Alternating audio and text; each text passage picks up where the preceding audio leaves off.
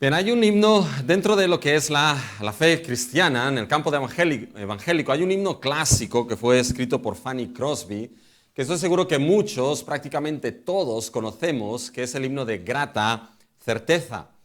Y es un himno que todos podríamos cantar con los ojos cerrados, el estribillo de ese himno, el cual dice: esta es mi historia y es mi canción, gloria a Jesús por su salvación. Aún fue para mí su redención. ¿Cómo acaba? Bendita historia, bella canción. Bendita historia, bella canción.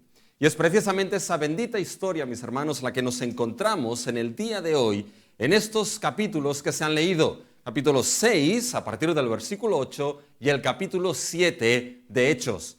Nos encontramos esta bendita historia de la salvación de nuestro Dios.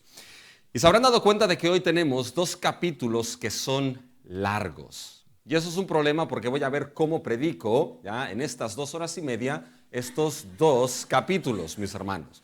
Pero la cuestión, aun y cuando son dos capítulos largos, lo importante aquí es entender de que quizá el tema no está en los detalles, sino en saber cuál es la función por la cual Esteban explica lo que es esa historia de la salvación. Más que los detalles, porque muchos que conocemos esta historia estamos familiarizados con los detalles de la historia de Israel, de la historia de la salvación, de la historia que nos explica la Biblia. Por lo tanto, más que los detalles es entender cómo esa historia funciona en el argumento. ¿Cuál es el propósito por el cual aquí Esteban explica esa historia? Y fíjense que hay algo que no podemos perder de vista. Lo que no podemos perder de vista es que esa historia, la cual va a explicar Esteban, la historia de la salvación, está encerrada dentro de lo que es la acusación y la defensa del Evangelio de nuestro Señor Jesucristo. Esteban va a utilizar esa historia de Israel, la historia de la salvación de Dios, para responder a la acusación en contra del Evangelio y para defender el Evangelio de sola gracia y sola fe solamente en Cristo Jesús. Así que no podemos perder esto de vista. Ese es el contexto, la acusación y la defensa del Evangelio a través de esta historia de la salvación. Así que tengan abiertos delante de ustedes estos dos capítulos, capítulo 6 y capítulo 7 de Hechos, y vamos a ver precisamente estas tres cosas en el día de hoy. Vamos a ver la acusación, vamos a ver la defensa y vamos a ver la aplicación. Primero veremos la acusación en contra del Evangelio, en la cual podemos encontrarnos en algunas ocasiones. Después veremos, mis hermanos, lo que es la defensa a favor del Evangelio que debemos hacer. Y tercero veremos la aplicación de la defensa del Evangelio que debemos realizar. Vamos a lo primero, vamos a lo que es la acusación en contra del Evangelio en la cual podemos encontrarnos. Y fíjense que aquí la acusación del Evangelio, primero, es una falsa acusación en contra del contenido del Evangelio. Eso es lo primero que vamos a ver, una falsa acusación en contra del contenido del Evangelio. Y esto lo vemos en el capítulo 6, en los versículos del 8 al 15. Y debemos recordar un poquito dónde venimos en nuestro argumento. Acuérdense que en el mensaje anterior lo que nos encontramos y lo que vimos es que la iglesia se reorganizaba. La iglesia establecía un nuevo orden. ¿Por qué? Porque se estaba produciendo lo que era un crecimiento exponencial de la iglesia a raíz de la predicación de la palabra. Y ese crecimiento de la iglesia produjo unas situaciones nuevas dentro de esa congregación en Jerusalén. Ese crecimiento, recuerden que produjo lo que era fricción y la murmuración entre los griegos y los hebreos. ¿Por qué? Porque las viudas de los griegos estaban siendo desatendidas en la distribución diaria. Y esto lo que hacía es que hubiese una necesidad que se había generado en la iglesia que no se estaba cubriendo correctamente y los apóstoles estaban descuidando lo que era el llamado primero que les había sido dado, lo que era la oración y la predicación de la palabra. Y en esa situación, ¿qué es lo que hicieron? En esa situación reorganizaron lo que era esa iglesia, establecieron un nuevo orden que pudiese cubrir esas necesidades. Y los apóstoles dijeron en el capítulo 6, en el versículo 3, buscad pues, hermanos, de entre vosotros a esos varones de buen testimonio, llenos del Espíritu Santo y de sabiduría, a quien encarguemos de este trabajo. Es decir, buscarme no a unos cualquiera, buscarme a aquellos que tengan buen testimonio, llenos del Espíritu, llenos de sabiduría, para encargarles la distribución de lo que es el servicio diario a las mesas. ¿Para qué? Fíjense que esto agradó a la congregación, buscaron a esos hombres y se nos mencionan los nombres. En el versículo 5 del capítulo 6, dice, agradó la propuesta a toda la multitud y eligieron a Esteban, varón lleno de la fe y del Espíritu Santo, a Felipe, a Prócoro, a Nicanor, a Timón, a Parmenas, a Nicolás, prosélito de Antioquía.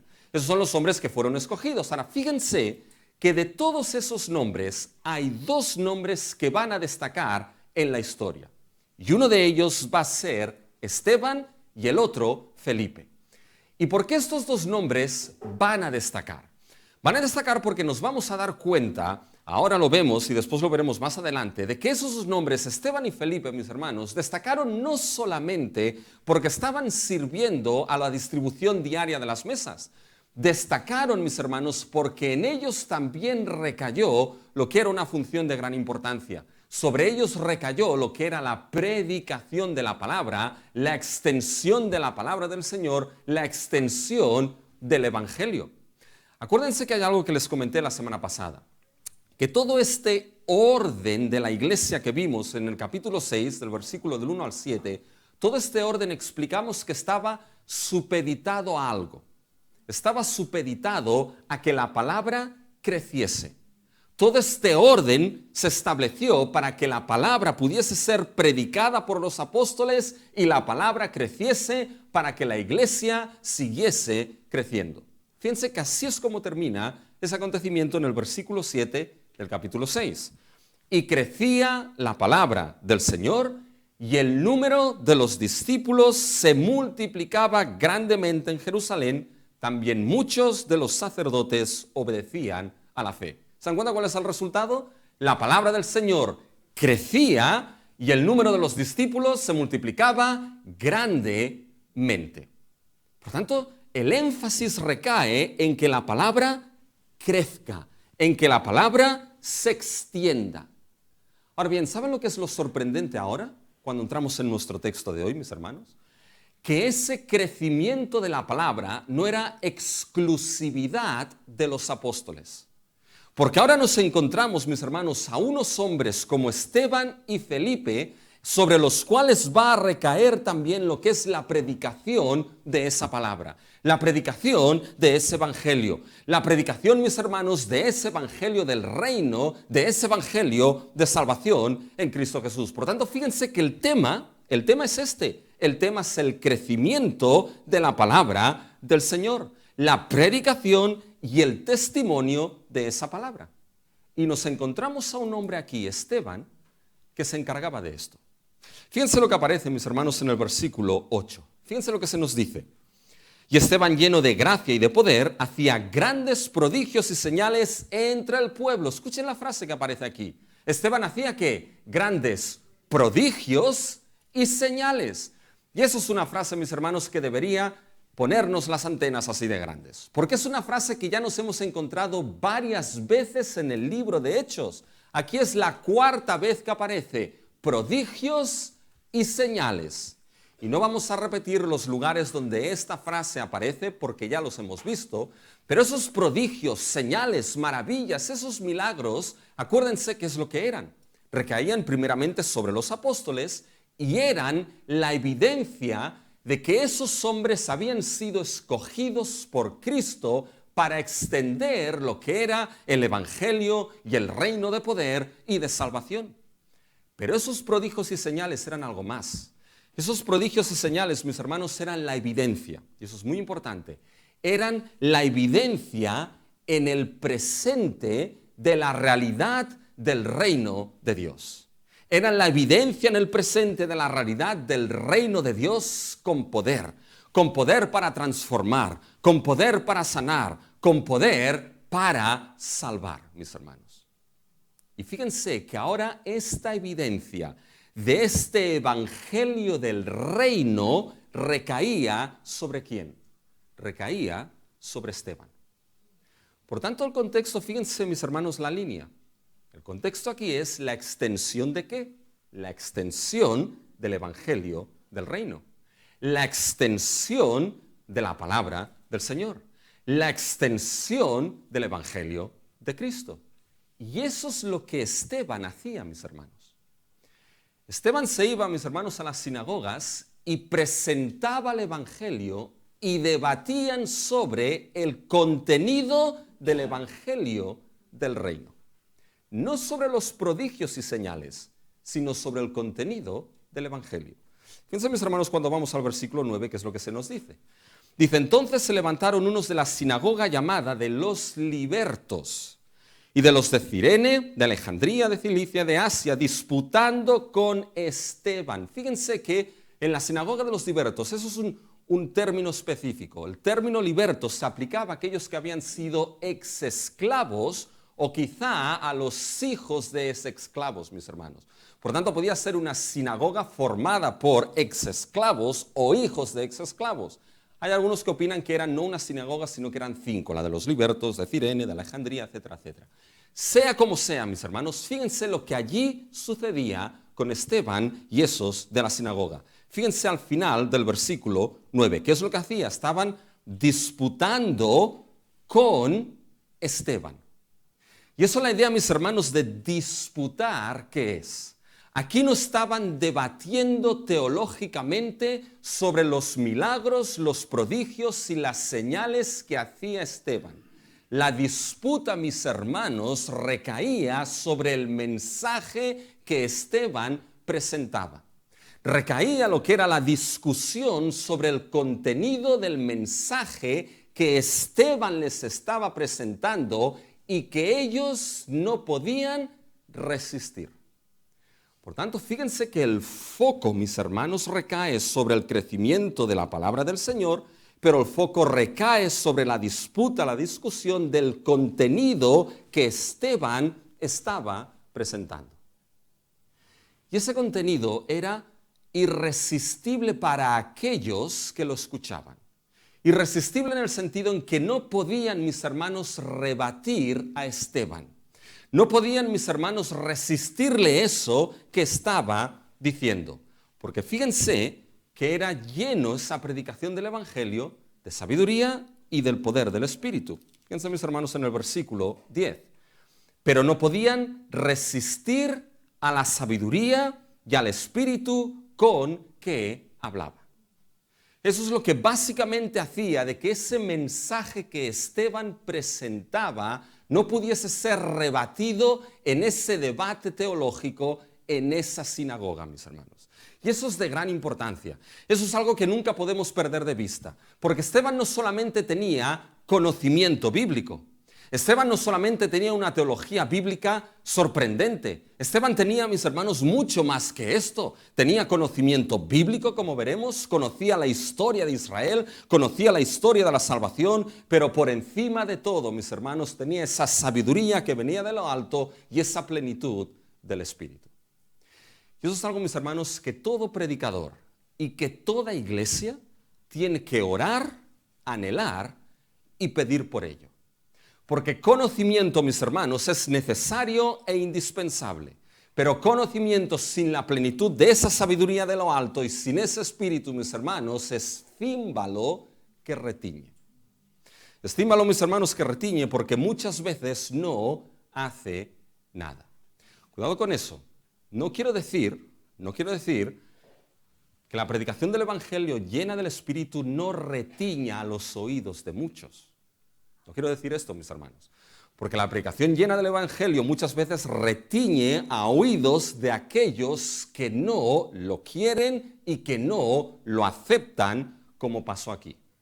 No estoy diciendo, mis hermanos, que retiñe en el sentido de que hay algunos que dirán, no, y esto ha cambiado, esto no es así, esto es distinto, mis hermanos, como por ejemplo los corintios con Pablo, de que no aceptaban el evangelio de Pablo, no porque el problema estuviese en Pablo, sino porque el problema estaba en ellos, los corintios, mis hermanos.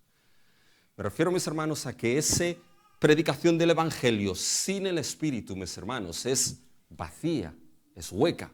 Porque no es con persuasión de palabras humanas, sino que es con demostración de poder del Espíritu. Yo os hago, mis hermanos, que todo predicador tiene que orar y anhelar y pedir.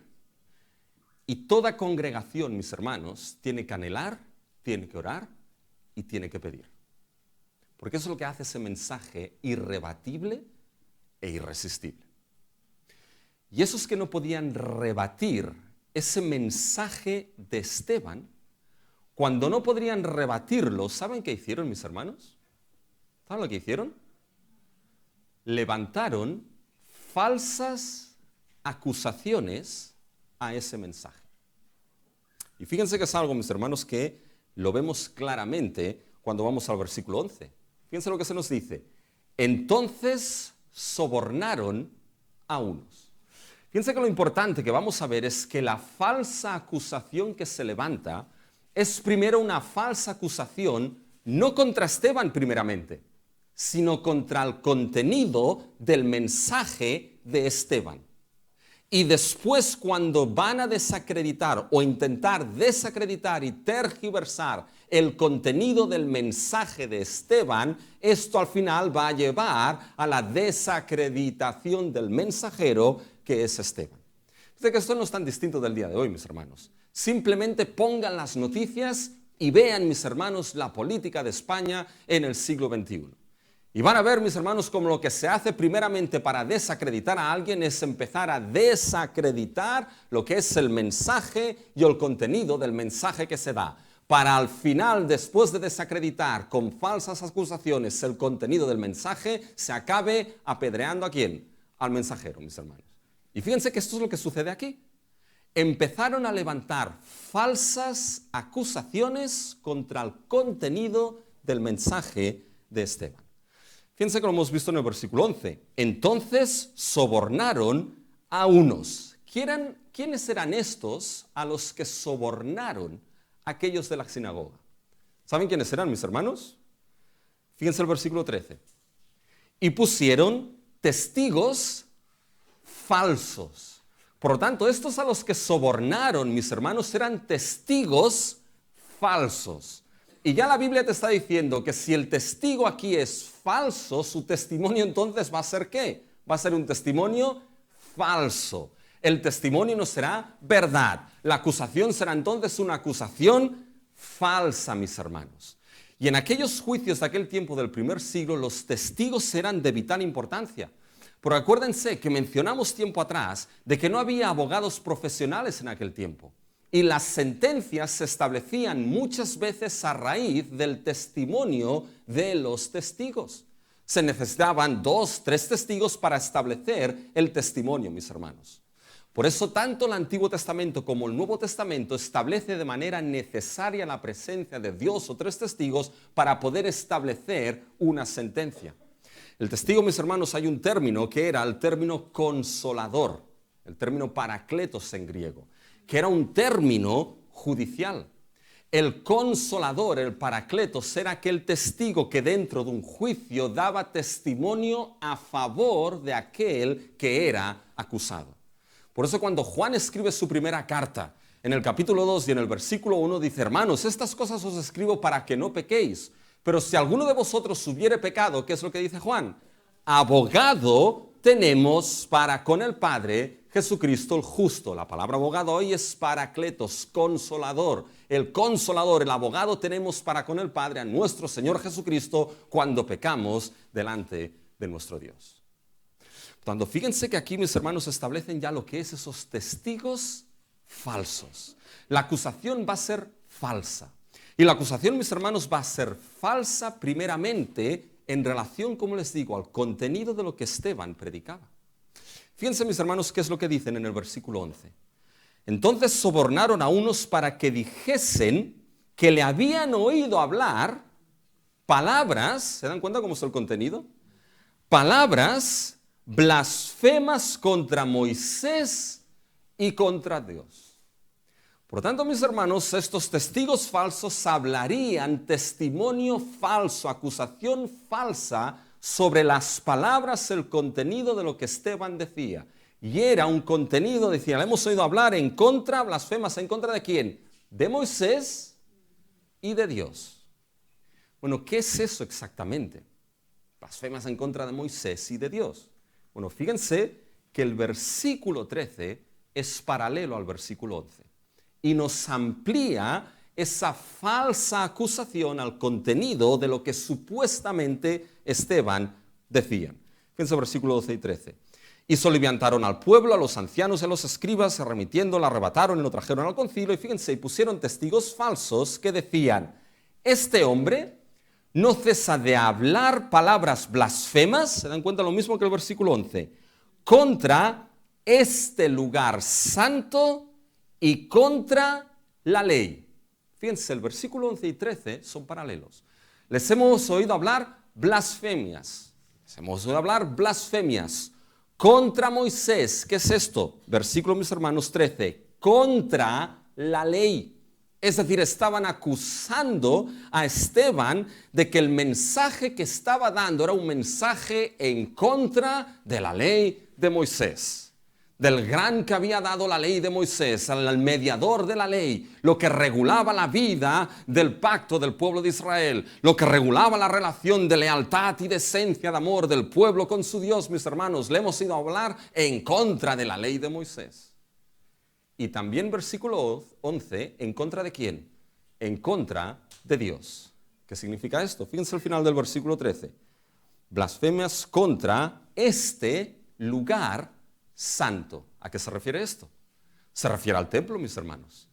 Hablar blasfemias en contra de Dios, se le decía que estaba hablando en contra de ese lugar santo, en contra del templo, que era el centro neurálgico de la adoración de Israel, mis hermanos. El lugar donde se creía que Dios habitaba y moraba en medio de su pueblo.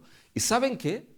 Esto era una de las cosas que Israel, que los judíos podían sentenciar a alguien a muerte, mis hermanos. Las autoridades romanas habían delegado a los judíos, al Sanedrín, el poder sentenciar a alguien a muerte si había un delito contra el templo. Por eso veremos un episodio en Hechos, mis hermanos, cuando se decía de que Pablo introdujo a un gentil en el templo y quisieron sentenciarlo a muerte. Y se han encontrado inscripciones arqueológicas de lo que son textos romanos y señales romanas que advertían a aquellos gentiles que entrasen en el templo, los advertían de sentencia de muerte si eso se daba. Y eso se ha encontrado. Por tanto, fíjense la acusación que se hacía a Esteban. Falsa de falsos testigos, porque decían que estaba en contra de la ley de Moisés, lo diferencial en el pueblo de Israel, y en contra de Dios, del santo templo, mis hermanos. Y eso era sentencia de muerte. Pero ¿saben que van un paso más allá esos falsos testigos? Levantan una falsa acusación contra el contenido del mensaje de Esteban, pero hacen un malabarismo de acusación impresionante. Porque ¿saben quién tenía la culpa al final de todo esto? Fíjense, mis hermanos, en el versículo 14. Esa es la razón. Es la razón por la cual decían que Esteban estaba en contra de la ley y en contra de Dios. Fíjense, la razón está en el versículo 14. Pues le hemos oído decir que ese Jesús de Nazaret destruirá este lugar y cambiará las costumbres que nos dio Moisés. Fíjense, esta es la razón. Lean el versículo 13 y 14 de manera conjunta. Y les voy a leer el 14 como si fuese la causa. Fíjense. Y pusieron testigos falsos que decían, este hombre no cesa de hablar palabras blasfemas contra este lugar santo y contra la ley. Porque le hemos oído decir lo siguiente, que ese Jesús de Nazaret destruirá este lugar y cambiará las costumbres que Moisés nos dio. Mis hermanos, al final de todo, ¿quién es el culpable aquí de todo el asunto, mis hermanos? ¿Saben quién es el culpable? Primeramente no es Esteban, mis hermanos. El culpable aquí es Jesús de Nazaret, que es aquel que dijo que destruiría ese templo y en 3 días lo reedificaré. El culpable aquí es Jesús de Nazaret, que cambiaba las costumbres de la ley de Moisés. Por lo tanto, fíjense, mis hermanos, la acusación falsa no es primeramente contra Esteban. La acusación falsa, mis hermanos, es primeramente contra el contenido del mensaje de Esteban, pero al fin y al cabo la acusación falsa es primeramente contra el mensaje del Evangelio de Cristo Jesús. La acusación falsa, mis hermanos, es primeramente contra la persona de Cristo y lo que Él supuestamente dijo. Aquel a quien no podían sufrir, ¿saben a quién era? No era primeramente a Esteban. Aquel a quien no podían sufrir, mis hermanos, era primeramente a Jesús de Nazaret, el Cristo, el Hijo de Dios. ¿Y qué es lo que hicieron? Algo bien simple. Levantaron falsa acusación, mis hermanos. Tergiversaron el contenido del Evangelio mismo y lo que hicieron con esa falsa acusación es decir lo que supuestamente el Evangelio decía, que en realidad, mis hermanos, el Evangelio no decía. Si esto suena cuanto mejor, peor, mejor, mis hermanos, lo sé. Pero lo que hicieron esto con esa falsa acusación, tergiversaron el contenido del Evangelio y decían, esto es lo que el Evangelio y Jesús de Nazaret decía, cuando en realidad no decía esto, mis hermanos. ¿Y saben qué? Mis hermanos, piensen en esta estrategia de esos falsos testigos, porque no estamos tan lejos del siglo XXI de esta falsa acusación al contenido del Evangelio. Por un lado, hay algo que debemos saber, mis hermanos. Por un lado, debemos saber de que el mensaje del Evangelio de nuestro Señor Jesucristo es un mensaje que es irrebatible por el mundo, mis hermanos, se diga lo que se diga. Y a veces, mis hermanos, vamos con el Evangelio pensando que quizá tenemos un mensaje que es inferior al mensaje de la sabiduría de este mundo. Y ni mucho menos es así, mis hermanos. No hay mensaje más grande, no hay mensaje más excelso, no hay mensaje más consistente que el mensaje del Evangelio de nuestro Señor Jesucristo.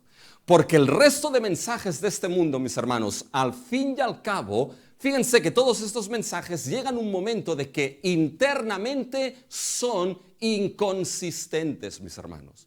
Y son internamente inconsistentes porque son en sí mismos mentira, mis hermanos. Y eso es una característica de la sociedad posmodernista en la cual vivimos. No hay verdad absoluta alguna, mis hermanos. Y si no hay verdad absoluta alguna, entonces no tienes nada donde poder sustentarte de manera firme. Y los mensajes de este mundo, los sistemas de este mundo, las ideologías de este mundo, mis hermanos, cambian de chaqueta de la noche a la mañana porque se basan en verdades que son relativas y por lo tanto dan sistemas inconsistentes que al final acaban desapareciendo porque en sí mismo se demuestran mentira. Pero el Evangelio no.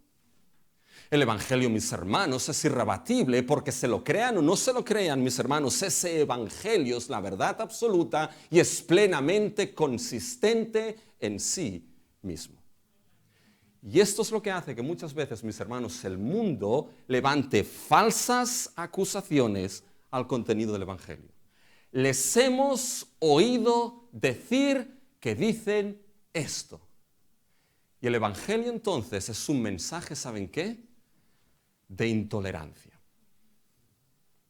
Bueno, hasta cierto punto en ciertas cosas sí, pero es un mensaje de intolerancia.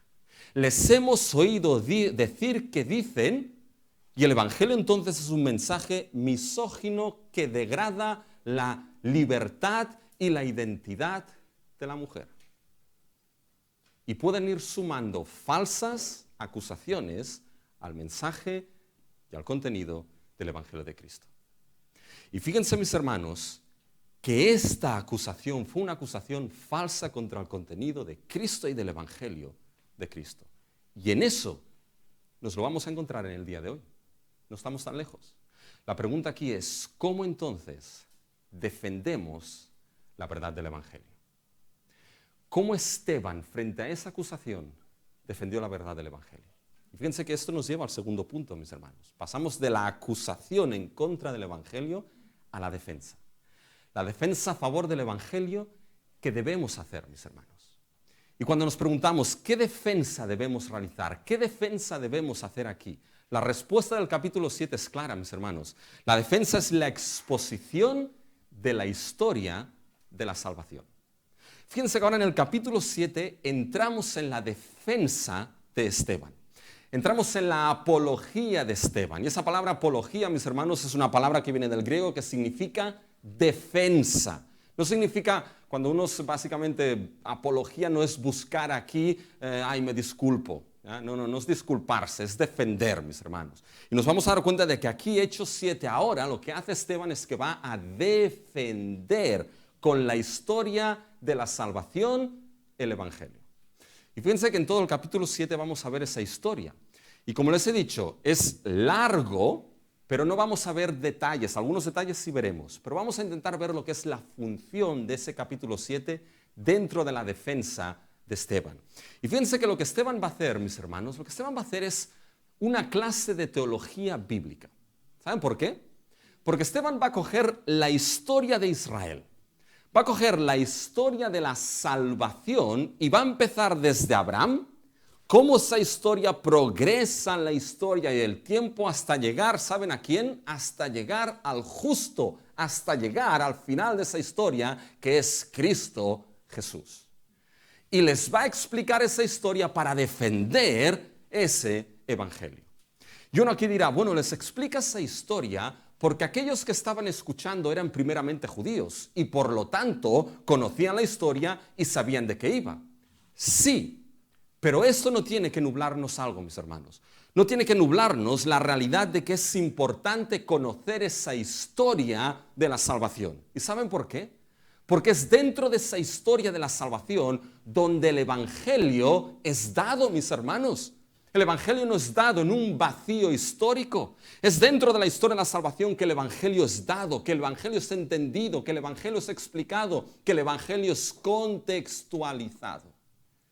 Y esa historia debe ser conocida y esa historia debe ser explicada a un mundo que no conoce la historia de la salvación de Dios.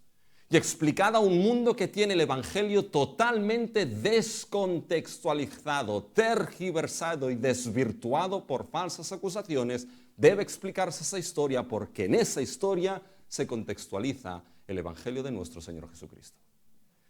Y aquí lo que hace Esteban es usar esta historia de salvación para defender el evangelio. Y esa historia va a mostrar dos cosas, mis hermanos. Dos cosas. La primera es que esa historia mostrará los hechos salvadores de Dios a lo largo de la historia. Repito, esa historia de la salvación que va a hacer Esteban, uno, va a mostrar los hechos salvadores de Dios a lo largo de toda esta historia. Fíjense, venimos de esos testigos falsos que la acusaron contra la ley de Moisés y contra el templo. Bien, ahora aparece otro testigo. Y ese testigo, mis hermanos, es Esteban. Y Esteban no se va a defender a sí mismo, y eso es muy importante. Hechos 7 no es una defensa para la inocencia de Esteban. Hechos 7 es una defensa de la verdad, mis hermanos.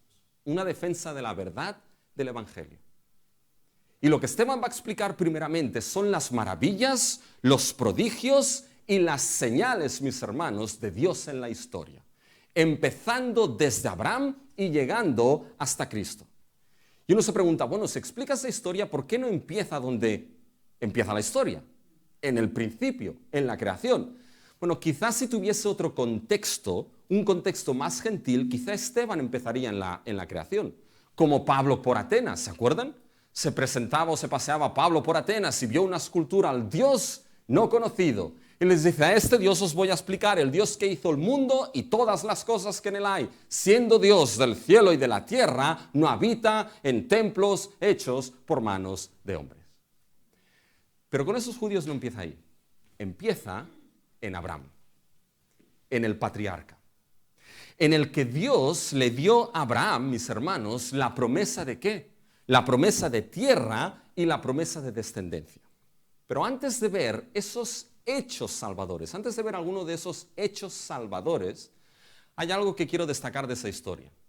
Hay algo que Esteban destaca de esa historia. ¿Y saben lo que destaca, mis hermanos? Que esa historia que explica es la historia de Dios. Que esa historia que explica no es primeramente la historia de Israel, es primeramente la historia de Dios. Es la historia que Dios gobierna, la historia que Dios rige, la historia que Dios controla, la historia que Dios organiza. Fíjense simplemente una muestra de algunos textos. Fíjense en el capítulo 7, mis hermanos, cuando le preguntan en el versículo 1, el sumo sacerdote dijo entonces, ¿esto así? Fíjense el versículo 2, y él dijo, varones, hermanos y padres, oíd, el Dios de gloria apareció a nuestro padre Abraham. ¿Quién se apareció? El Dios de gloria. Fíjense ahora el versículo 4. Entonces salió de la tierra de los caldeos y habitó en Harán, y de allí muerto su padre, Dios le trasladó. ¿Quién le trasladó, mis hermanos? Dios le trasladó. Fíjense el versículo 6. Y le dijo Dios así. ¿Quién dice aquí, mis hermanos? Dios dice. Fíjense el versículo 7. Mas yo juzgaré, dijo Dios. ¿Quién juzgará? Dios, mis hermanos, juzgará. Fíjense en el versículo 9. Los patriarcas, movidos por envidia, vendieron a José para Egipto, pero Dios estaba con él. ¿Quién estaba con José? Dios, mis hermanos. Fíjense ahora en el versículo 10. Y le liberó de todas sus tribulaciones. ¿Quién liberó a José? Dios lo liberó. Fíjense el versículo, mis hermanos, 17. Pero cuando se acercaba el tiempo de la promesa que Dios había jurado a Abraham, el pueblo creció y se multiplicó en Egipto. ¿Por qué creció y se multiplicó en Egipto? ¿De quién era la promesa? De Dios era la promesa. Fíjense los versículos 31 al 34. Entonces Moisés, mirando, se maravilló de la visión, y acercándose para observar, vino a él la voz del Señor. Yo soy el Dios de tus padres. ¿Quién se aparece, mis hermanos, a Moisés? Dios se aparece. ¿Qué le va a prometer? El éxodo de salvación. Fíjense, estos simplemente son algunos versículos de ejemplo, pero son versículos que nos muestran, Dios dijo, Dios hizo, Dios se apareció, mis hermanos. Es la historia de quién, mis hermanos. Es la historia de Dios. Es Dios interviniendo en medio de la historia. Y esto es algo glorioso. Porque cuando vamos al Dios que es creador de los cielos y de la tierra, mis hermanos, el Dios verdadero que creó todas las cosas, es un Dios trascendente. Es un Dios, mis hermanos, que es diferente y distinto a su creación, independiente de todo lo creado, trasciende a todo lo creado hasta el punto de que los cielos de los cielos no pueden contener a Dios. Pero ese Dios que es trascendente al mismo tiempo es inmanente. Es decir, es un Dios que obra en medio de la historia y obra con hechos históricos. Y algo que nunca podemos olvidar, mis hermanos, es que la historia es el fundamento de la salvación de Dios. Porque es en la historia donde Dios obra la salvación. Porque es en la historia donde Dios obra esa salvación con hechos históricos. Hechos históricos que van a ser hechos salvadores de Dios, mis hermanos. Y entendiendo esto, que es la historia de Dios y sus hechos salvadores, fíjense algunos hechos que menciona aquí Esteban en su historia. Todos ellos son hechos de salvación. Los primeros 16 versículos menciona la historia de Abraham y los patriarcas hasta José. Y piensen lo que ha mencionado. Dios llamó a Abraham, ¿de dónde? Lo llamó, mis hermanos, de la tierra de los caldeos, de Mesopotamia, mis hermanos. ¿Saben lo que es esto en realidad, el llamado de Abraham? No sé si lo han pensado alguna vez. El llamado de Abraham es un llamado de salvación. El llamado de Abraham, mis hermanos, es sacar a ese Abraham de su exilio, de una tierra pagana, de dioses paganos, y llevarlo a sí mismo a la tierra que le iba a prometer. Es un llamado de salvación. Llamó a Abraham y lo atrajo a sí mismo. Fíjense, mis hermanos, en Hechos 7, los versículos así 3. Y él dijo, varones, hermanos y padres, oíd, el Dios de la gloria apareció a nuestro padre Abraham estando en Mesopotamia antes que morase en Harán. Y le dijo, sal de tu tierra y de tu parentela y ven a la tierra que yo te mostraré. Sacó a Abraham de su exilio. Llamó a Abraham a la tierra prometida. A él mismo es un llamado de salvación. Fíjense en medio del mensaje de Abraham. Dios hizo pacto con Abraham y Dios le promete algo a Abraham. Fíjense lo que le promete, mis hermanos, en los versículos 6 y 7. Y le dijo Dios así, que tu descendencia será extranjera en tierra ajena y que los reducirán a servidumbre y los maltratarían por 400 años, mas yo juzgaré, dijo Dios, a la nación de la cual serán siervos y después de esto saldrán y me servirán en este lugar, mis hermanos. ¿Qué es esto en la historia de Israel? ¿Saben lo que es? Es el anuncio del Éxodo. Es el anuncio, mis hermanos, del gran hecho salvador y redentor de Dios por excelencia bajo el antiguo pacto, mis hermanos. Ya en la historia de Abraham hay el anuncio del hecho salvador y redentor de Dios por excelencia. Dios vendrá y Dios salvará, mis hermanos. Seguimos con la historia. Tengan la historia en mente de la historia de la salvación. Y pasa por Abraham, Isaac, Jacob, y llega, mis hermanos, a Egipto a un tal José. Y menciona, mis hermanos, a José. Fíjense en el versículo 9. Los patriarcas, movidos por envidia, vendieron a José para Egipto, pero Dios estaba con él. Piensen en la historia de José. Tiene varios significados, pero uno de los significados y el propósito de la historia de José, ¿saben cuál es, mis hermanos? Se resume en una palabra, la palabra salvación. Porque la historia de José fue una historia de salvación. Fue la historia que Dios, a través del rechazado, obró la salvación de mucho pueblo y mantuvo con vida a mucho pueblo. Fíjense cómo acaba Génesis, capítulo 50, versículo 20. Es el final de la historia de José. Fíjense lo que le dice José a sus hermanos. Vosotros pensasteis mal contra mí, mas Dios lo encaminó a bien para hacer lo que vemos hoy, para mantener en vida a mucho pueblo, mis hermanos. ¿Se dan cuenta? La historia de José es una historia de salvación, mis hermanos. Bien, pasamos de José, pasamos ahora, mis hermanos, al gran Moisés. Fíjense los versículos del 17 al 45 en Hechos 7. Es la sección más grande y donde Esteban invierte más tiempo. Invierte 28 versículos, mis hermanos. Y tiene razón de ser, porque lo habían acusado de hablar en contra de ¿quién? De Moisés y de su ley. Y ahora aquí les dirá José, no, vais a ver cómo no estoy en contra. Pero con la historia de Moisés, mis hermanos, les va a hablar también de los hechos salvadores de Dios. Porque en Moisés nos encontramos la salvación por excelencia en el antiguo pacto. El éxodo, la redención, la liberación de Egipto. Fíjense los versículos del 30 al 34. Pasados 40 años, un ángel se le apareció en el desierto del monte Sinaí, en la llama de fuego de una zarza. Entonces Moisés, mirando, se maravilló de la visión, y acercándose para observar, vino a él la voz del Señor. Yo soy el Dios de tus padres, el Dios de Abraham, el Dios de Isaac y el Dios de Jacob. Y Moisés, temblando, no se atrevía a mirar. Y le dijo el Señor, quita el calzado de tus pies, porque el lugar en que estás es tierra santa. Ciertamente he visto la aflicción de mi pueblo que está en Egipto, y he oído su gemido, y he descendido, ¿para qué? He descendido para librarlos. Ahora pues ven, te enviaré a Egipto. ¿Se dan cuenta, mis hermanos? ¿Qué es lo que vemos aquí? He descendido para liberar, para salvar, para redimir, mis hermanos.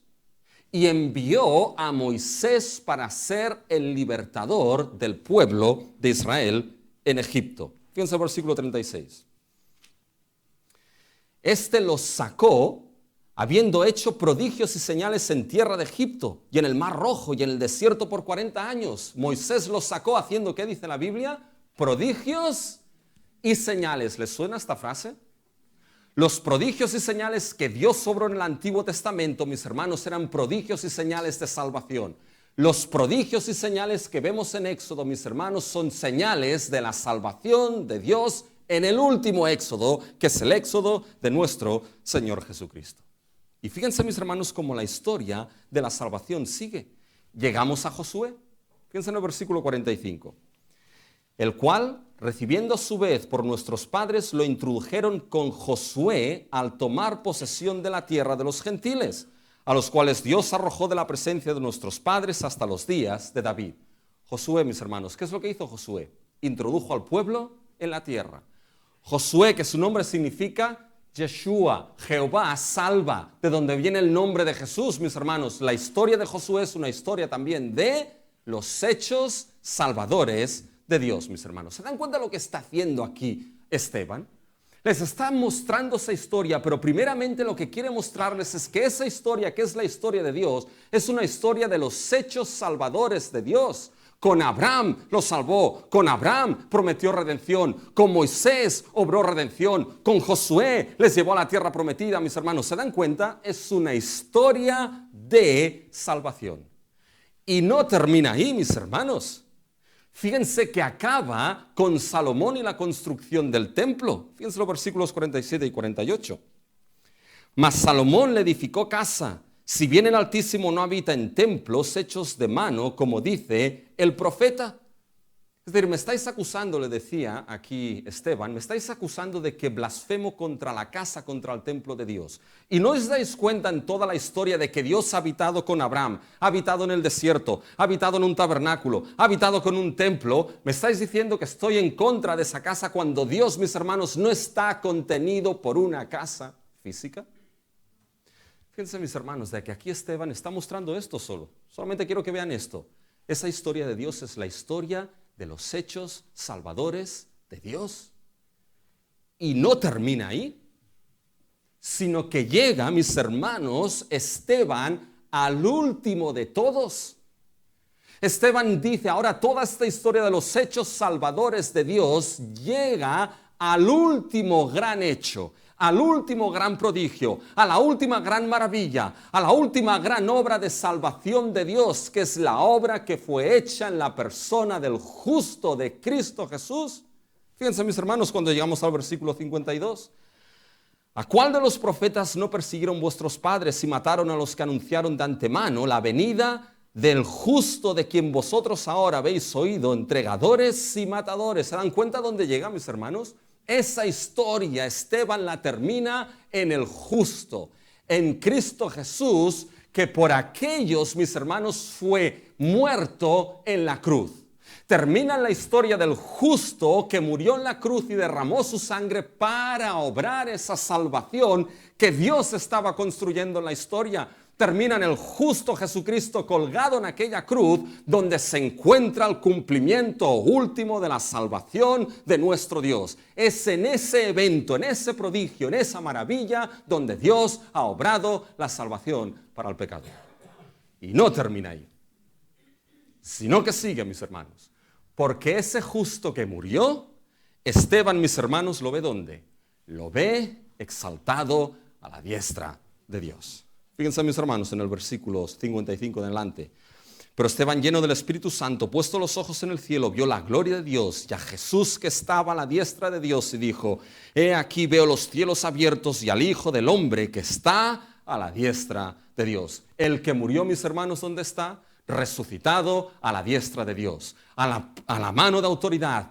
Todo gobierno es dado al que murió y al que resucitó, mis hermanos. ¿Se dan cuenta lo que ha hecho Esteban aquí? Conoce la historia.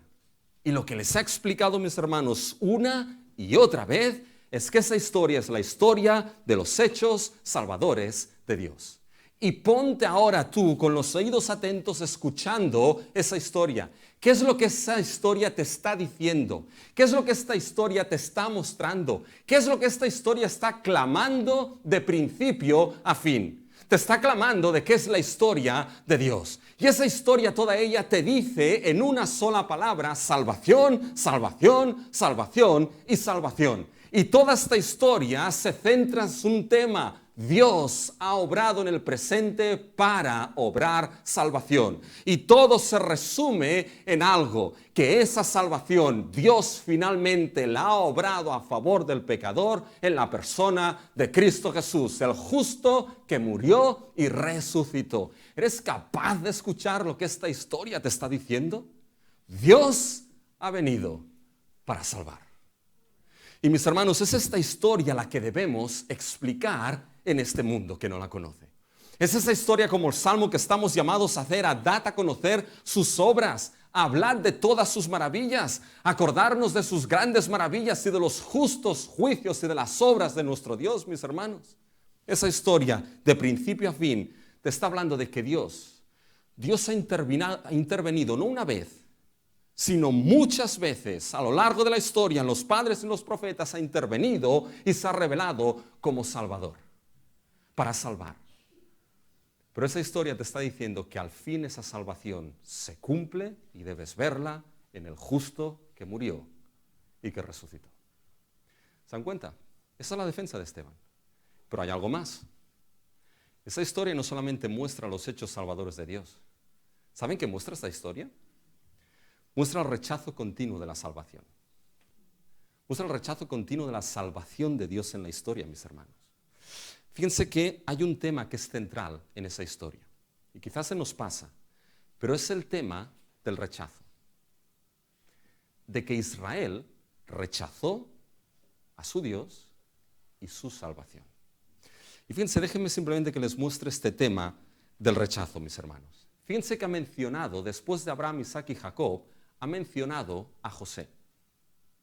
Y José, mis hermanos, es una historia de salvación, en la que Dios obró todo esto para mantener con vida mucho pueblo. Pero ¿saben lo que es también la historia de José, mis hermanos? La historia de José es una historia de salvación a través del rechazo. Porque José, mis hermanos, acuérdense, fue rechazado por sus propios hermanos. José, mis hermanos, fue rechazado por los de su propia carne, por los huesos de sus huesos y carne de su carne. Fue rechazado por los suyos propios. Fue dado por muerto, mis hermanos, desaparecido de la faz de la tierra. Pero a través de este rechazo, ¿qué es lo que hizo Dios? Obró salvación. Mantuvo con vida a mucho pueblo. ¿Saben a qué pueblo mantuvo con vida? Al pueblo incluso que le había rechazado, a sus propios hermanos que lo dieron por muerto, mis hermanos. Es una historia de salvación a través del rechazo. ¿Saben lo que es la historia, mis hermanos, de Moisés? Es la historia de la salvación a través del rechazo. Porque Dios envió a Moisés, y Moisés quizá iba, ostras, voy a Egipto. Bueno, con 80 años ya iba el hombre, ¿ya? Voy a Egipto y me van a recibir como el Salvador. Sí, nadie es profeta en su propia tierra, mis hermanos. ¿Lo recibieron como Salvador? Ni mucho menos. Fíjense, mis hermanos, lo que se nos dice en el versículo 25. Pero él pensaba que sus hermanos comprendían que Dios les daría libertad por mano suya, mas ellos no lo habían entendido así. ¿Se dan cuenta? Moisés iba pensando, no, es que mis hermanos entenderán que Dios me manda para salvarlos. Pero ¿qué es lo que dice el texto del versículo 25, mis hermanos? Pero ellos no lo habían entendido así. ¿Saben lo que es esto? Eso, mis hermanos, es rechazo. Y lo sabemos porque el 26 nos lo explica. Fíjense el 26. Y al día siguiente se presentó a unos de ellos que reñían y los ponían en paz diciendo, varones hermanos sois, ¿por qué os maltratáis el uno al otro? Entonces el que maltrataba a su prójimo, ¿qué dice? Le rechazó diciendo, ¿quién te ha puesto por gobernante y juez sobre nosotros? Oye, ¿quién eres tú? Has matado a uno y ahora vienes aquí. Le rechazó, rechazo. Y si no entendemos que eso es el rechazo, mis hermanos, de Israel a su libertador, fíjense, mis hermanos, lo que dice el versículo 35. A este Moisés, a quien habían rechazado. ¿Cómo lo habían rechazado? Diciendo lo siguiente.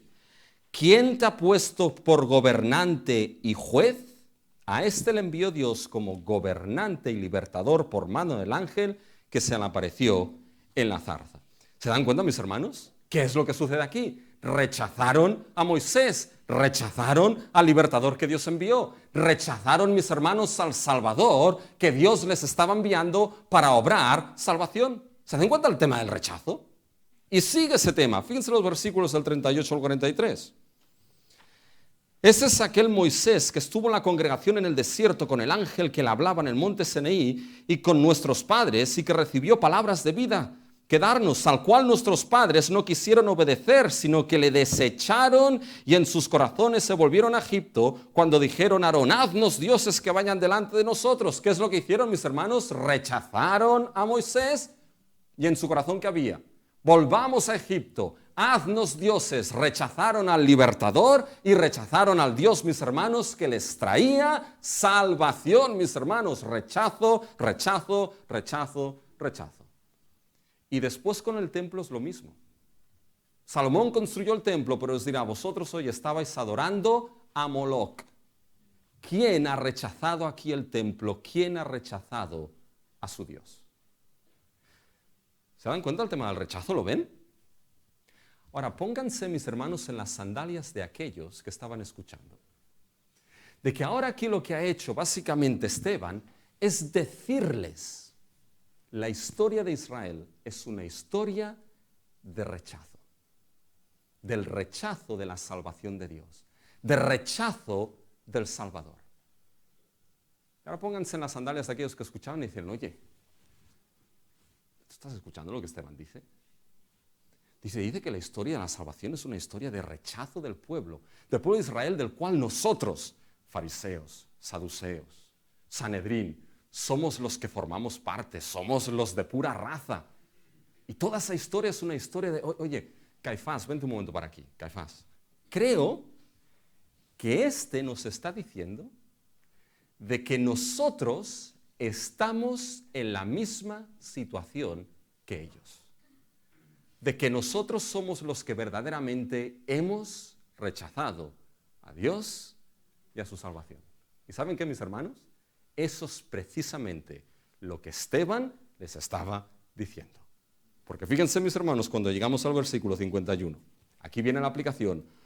Duros de cerviz e incircuncisos de corazón y oídos, vosotros resistís siempre al Espíritu Santo como vuestros padres, así también vosotros. ¿Qué les está diciendo, mis hermanos? Les está diciendo, vosotros estáis en la misma situación que esos israelitas. Vosotros estáis igual, rechazáis a Dios y a su Salvador. Y aquí viene la pregunta. ¿Cómo podían ellos rechazar ese Dios y esa salvación? Alguien podría decir, pero si nosotros no estábamos cuando José, pero si nosotros no estábamos en el monte Sinaí con Moisés, pero si nosotros no estábamos con Josué, pero si nosotros no estábamos ni con Salomón cuando se construyó el templo, nosotros no estábamos ahí, ¿cómo podemos rechazar a Dios y a su salvación? ¿Saben cómo? Les dirá, porque vosotros rechazasteis al justo. Porque vosotros rechazasteis al que es el cumplimiento de esa salvación, que es el Señor Jesucristo. Y eso es donde nos lleva a la pregunta y a la parte final del mensaje, porque no les quiero tener aquí hasta la semana que viene. Es más largo ya. El texto es largo. ¿Cómo ese rechazo se puede aplicar a nosotros si ninguno estábamos allí? ¿Cómo se aplica esa historia a nosotros? Y es donde pasamos a la aplicación, mis hermanos, que debemos realizar, esa aplicación de la defensa, mis hermanos, del Evangelio que debemos hacer. ¿Y qué debemos, mis hermanos, aplicar? Fíjense, debemos aplicar la seriedad del rechazo a Cristo en la historia de la salvación. Ahora va aquí Esteban y aplica esa historia, mis hermanos, y la aplica de una manera sorprendente. La aplicación se entiende bien, es en el versículo 51 y 52. Fíjense la aplicación. Duros de cerviz e incircuncisos de corazón y de oídos, vosotros resistís siempre al Espíritu Santo como vuestros padres. ¿Me cuenta? Estáis igual. Así también vosotros. ¿A cuáles de los profetas no persiguieron vuestros padres y mataron a los que anunciaron de antemano la venida del justo, de quien vosotros ahora habéis sido entregadores y matadores? Mis hermanos, fíjense lo que dice aquí Esteban. ¿A cuál de los profetas no mataron vuestros padres? Los profetas, mis hermanos, fueron muertos por las manos de Israel. Los profetas fueron aquellos que anunciaron el arrepentimiento y la salvación de Dios. Primera de Pedro nos lo dice. Los profetas hablaron, mis hermanos, de esa gracia destinada a nosotros, de esa salvación que venía en los padecimientos y sufrimientos del Mesías y en sus glorias después de estos padecimientos. Anunciaron, mis hermanos, los profetas la salvación en aquel que tenía que venir, mis hermanos. Y ahora la cuestión es aquí. ¿Cómo entonces ese rechazo se aplica a aquellos que escuchan esta historia? Se aplica, mis hermanos, a ellos y a nosotros porque rechazaron a aquel, mis hermanos, que es el cumplimiento de la salvación de Dios, que es Cristo Jesús. Los del antiguo pacto rechazaron a los profetas, los mataron vuestros padres, dice. Pero a ellos les dirás que vosotros habéis matado, ¿sabéis a quién? Habéis matado al profeta de profetas. Habéis matado al profeta y al que trae la salvación última de Dios. Fíjense el versículo 37. Este Moisés es el que dijo a los hijos de Israel: profeta os levantará el Señor, vuestro Dios, de en medio de vosotros, como a mí, a Él oiréis. ¿Se dan cuenta, mis hermanos? ¿Cómo ese rechazo se aplicaba a ellos? Se aplicaba a ellos, mis hermanos, porque rechazaron en aquel donde se cumple la salvación de Dios, que es Cristo Jesús. Rechazaron al profeta de profetas, al salvador de salvadores, al último que Dios había entregado para salvar. Déjenme que les pregunte una cosa. ¿Quién tenía más responsabilidad aquí? ¿Los padres del antiguo pacto o esos que escuchaban a Esteban? ¿Saben? Hay una parábola que Jesús explica de un señor que fue lejos y dejó el campo y la viña para trabajar a sus obreros. Y envió a sus siervos para recaudar lo que eran sus ganancias. Y los siervos, ¿saben lo que hicieron? Mataron, mis hermanos, los obreros mataron a los siervos enviados del Señor. Y el Señor dijo, bueno, pues voy a enviar a mi hijo, que seguro que a este hijo no lo matan porque es mi hijo. Y cuando vieron al heredero, ¿saben lo que hicieron los obreros? Mataron al heredero. ¿Quién tiene mayor responsabilidad? ¿Los que mataron a los siervos o los que mataron al hijo? Y a mayor responsabilidad, mis hermanos, a mayor privilegio, a mayor responsabilidad. Mis hermanos, la situación aquí es que les estaba diciendo, vosotros rechazasteis la salvación de Dios, porque matasteis a Cristo, lo rechazasteis a Él. Hoy lo entendieron, mis hermanos, lo entendieron claramente, hasta el punto que apretaron los dientes y cogieron a Esteban, mis hermanos, para apedrearlo. Y quiero que entiendas algo, y con esto debo terminar. Quiero que entiendas algo. Quiero que entiendas de que estamos hoy, 9 de febrero del 2025, en la misma situación que esos que escuchaban a Esteban. Porque estamos igualmente después de la cruz y después de la resurrección. Y estamos igualmente escuchando la historia de que Dios salva y salva en Jesucristo. Pero estamos también, mis hermanos, entendiendo, o debe entenderse, que ese rechazo de aquel que es el justo, el cumplimiento de la salvación, si rechazas a Cristo Jesús, estás entonces rechazando la salvación última y definitiva de Dios. Sería terrible rechazar todos los hechos salvadores de Dios en la historia, pero es más terrible rechazar al último hecho salvador de Dios, que es la muerte y la resurrección de Cristo Jesús. Déjame que te diga algo. En el día que este Cristo, que ahora está exaltado a la diestra del Padre, vuelva, en ese día nada de lo que vales va a importar. No va a importar en absoluto tu nombre. No sabes quién soy, no va a importar. No va a importar en absoluto tu fama. No va a importar en absoluto tus logros, tus títulos, nada. Lo que va a hacer la diferencia va a ser tu respuesta ahora a aquel que murió y resucitó, que es Cristo Jesús. En arrepentimiento y fe en Él. Señor, eres Salvador, salva, perdóname, llévame a tu gloria. Porque así es como acaba Esteban. No solamente aplica lo que es la seriedad del rechazo, sino que finalmente, mis hermanos, aplica la gracia del perdón. Fíjense cómo termina esta historia, mis hermanos. Versículos 56 en adelante. Y dijo, he aquí veo los cielos abiertos y al Hijo del Hombre que está a la diestra de Dios. Entonces ellos, dando grandes voces, se taparon los oídos, se arremetieron a él, a una contra él, y echándole fuera de la ciudad, le apedrearon, y los testigos pusieron sus ropas a los pies de un joven que se llamaba Saulo. Poco sabía Saulo lo que le pasaría. Y apedreaban a Esteban mientras él invocaba y decía, Señor Jesús, recibe mi espíritu. Y puesto de rodillas, clamó a gran voz, Señor, no les tomes en cuenta este pecado. Y habiendo dicho esto, durmió. ¿A qué les resulta familiar la historia de Esteban? Uno juzgado con testigos falsos, que murió por defender, mis hermanos, este evangelio, y le dijo, Padre, perdónales, porque no saben lo que se hacen. Mis hermanos, Esteban sigue los pasos de Cristo. Y para nosotros los creyentes esto es algo que nunca debemos olvidar. La defensa del Evangelio de Cristo Jesús, quizá el mundo no se la cree, y puede que paguemos alto precio por defender a nuestro Señor Jesucristo, por defender la verdad del Evangelio. Pero el que le escribió a la iglesia de Esmirna le dijo, no temas, sé fiel hasta incluso la muerte, porque yo te daré la corona de vida. Pero debes escuchar algo si no has creído en Cristo, de que esa historia de rechazo en la cual quizá puedes estar al final es una historia que te habla de la gracia del perdón de Dios. Es una historia que al final te dice que en aquel que murió y resucitó es aquel que dijo en la cruz, Padre, perdónalos. Perdónalos porque no saben lo que se hacen. Y es esa historia en la cual ahora tú, por la gracia de Dios, puedes venir y decirle, Señor, he podido rechazarte por largo tiempo, pero es tu gracia es mayor, perdóname de mis pecados. Gracia y fe en Cristo Jesús. La historia de Israel fue una historia de rechazo, pero la historia de Dios es una bella historia y una bendita canción. Sea por la gracia de Dios, por fe en Cristo, que ahora esa canción y esa historia pueda ser tu historia, pueda ser tu canción.